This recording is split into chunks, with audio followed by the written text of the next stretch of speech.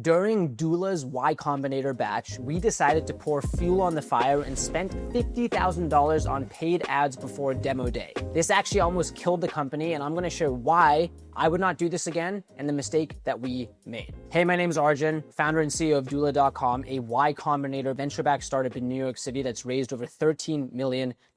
Let me take you back in time to demo day, where every startup in the YC batch has 10 weeks to grow as fast as possible before they get on stage to pitch to a room full of investors who are looking to invest in the next Airbnb or Coinbase or Dropbox or Stripe. You get the point. There's a ton of huge companies that have come out of YC. We were going through the YC batch and we had found that, wait a second, via Google Ads, we could actually run ads with a keyword like start LLC as a non-U.S. resident. And what do you know? A non-U.S. resident would click on the ad, come to Doula, and we would drive a conversion. What we did is spend more on ads. That was working, so we said, what if we turn the dial up a bit more? And week over week, we started to do this. Now here's when things broke. Eventually, we realized that we were spending more on ads, but the number of customers coming in wasn't matching the pace of spend. So if you're doing the math in your head, customer growth was like this and revenue was like this, but the bank balance was actually starting to go down. And we didn't have much money. We had YC's investment, but that's it. So here we are in this position where the source of fuel for growth is actually running out of steam and our bank balance is going down, but the only way we can grow is through paid. So at this time, I remember scheduling office hours with YC Partner Aaron Epstein. He's our group partner, has had some real hard convos with us over the years. But the thing I love about YC Partners is they tell you the advice that you might not want to hear, but you need to hear. So I was telling Aaron, hey, Aaron, we're spending $50,000 on paid. The channel's kind of losing efficiency. What do we do? And what Aaron said has been stuck in my head since then. What Aaron said is paid ads are like a drug. Once you start taking them, you can't get enough of them.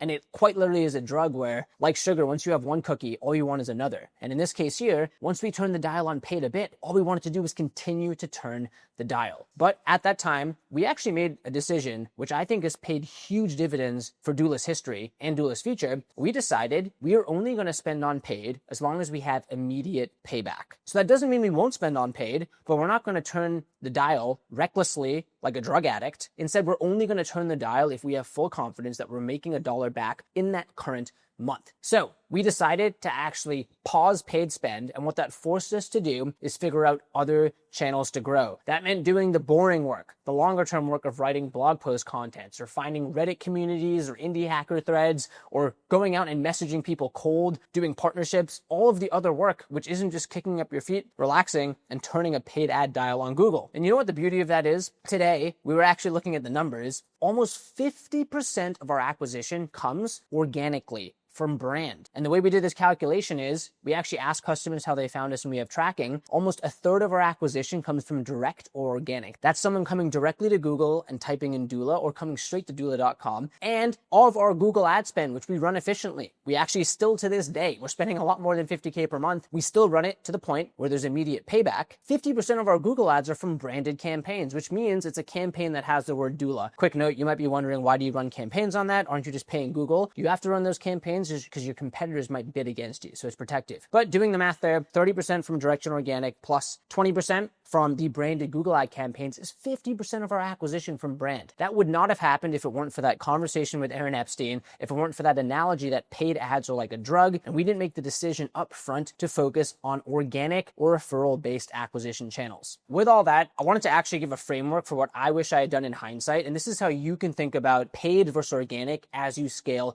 your business. You can think of this kind of like your growth detox framework. Let's say you're watching this video and you're addicted to paid ads like we were. Think of this as your growth detox. Step one is to cap your usage. Now you can think of this as the 30% rule or the 1x rule. And what I mean by that is you need to set a strict internal line on how much you're actually going to spend via those channels. Now the reason why it's important to do this is because incentives shape outcomes. Your environment structures what you do. I kind of think of it like if I had cookies sitting around me right here or Krispy Kreme donuts that I could just grab and eat, I think I'm pretty disciplined, but I'm going to grab the donut and eat it. Versus if there wasn't a single donut in the house, it's impossible for me to grab the donut. So the same thing here here is you need to be disciplined and set a cap. That cap could be of our marketing spend, only 30% or 1/3 is going to go towards Google. And if that's the case, hold that line. And that forces you to spend the other 66% on other buckets. The other rule which you can make, this is a rule we did because we work with SMBs and SMBs churn at notoriously high rates, is that if we spend $1 on Google, we need to make the money back in month 1. We are not going to play this game of acquire a customer and say we'll figure out how to monetize them or make the money back 2 years down the line. Set those rules. For us, we have this about 30% rule and the 1x rule. And truthfully today, our goal is 1x. Meaning, if we spend $1 on Google Ads, we need to make the money back immediately. Step 2 is to find your organic engine. This can be your content flywheel or your partner flywheel. I don't think that paid ads are bad. I actually disagree that you should not run paid ads. Again,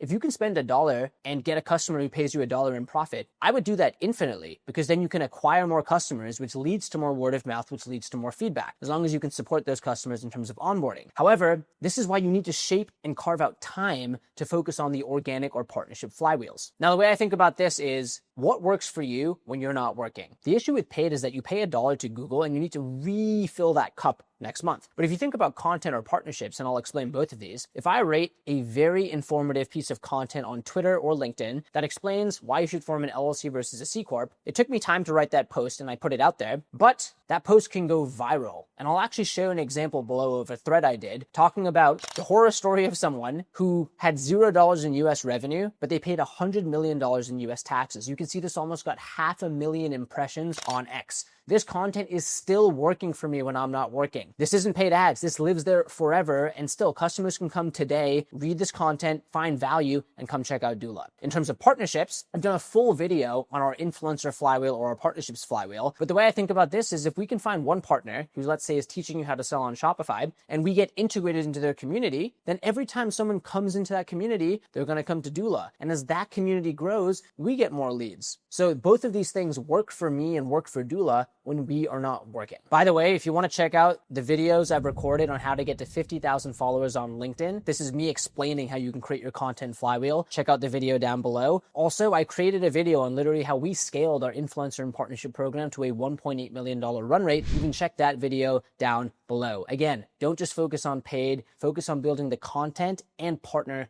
flywheels. And lastly, step 3, build a product that sells itself via word of mouth. I'm actually going to just share my favorite Trustpilot review that we've ever gotten in the 4+ years building Doula. Let me read this out loud. How do you put 4 stars to this? I don't know how anyone can even put a 4-star review. After trying multiple incorporators in the US, Doula really gets you the same things, just at better quality, speed, and price. On top, their customer service is active all the time in all caps. I had an issue going on for a month and they kept helping me along the way. I can't help them enough. This wasn't just one customer representative, but all of them at once. If Doula had a supermarket, I would buy from there. If Doula had a university, I would study there. Just an amazing company. You can see the headline here. The trust we build at formation lasts a lifetime. And the entire goal that I have and that the entire team focuses on is how do you build something so magical that you have to tell a friend? And that's because the strongest form of marketing is not Google ads, it's not TikTok, it's not Facebook, it's not Meta, it's word of mouth. That is the most powerful form of marketing. It is a $0 customer acquisition cost and it holds the highest weight in terms of the level of influence that it has on you. We are social creatures. Don't say that influence doesn't work on you, it works on all of us. So with that in mind, everything we do, from the UX, the user experience, the UI, the user interface, the product, our customer success, our sales, is designed around creating experiences like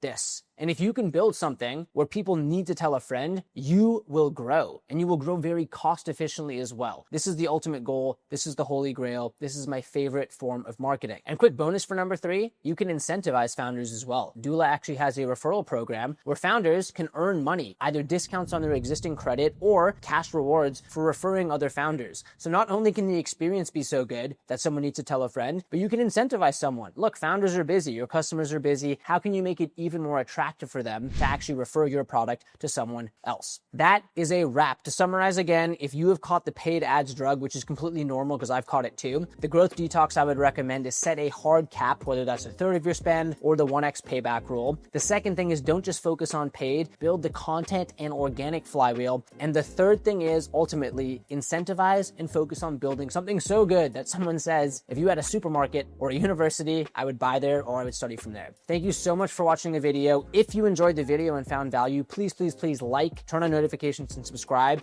I share more behind the scenes looks of doula's journey, Y Combinator insights that I've been through, and a behind the scenes look of what it's actually like to scale a company. By the way, if you yourself are scaling a company and need any support, that's exactly why we built Doula. We are a business in a box, formation, bookkeeping, taxes done for you. So you can focus on what you do best while Doula handles the rest. You can schedule a demo down below to talk with an actual human on the team. Once again, thank you so much for watching, and I'll see you in the next video.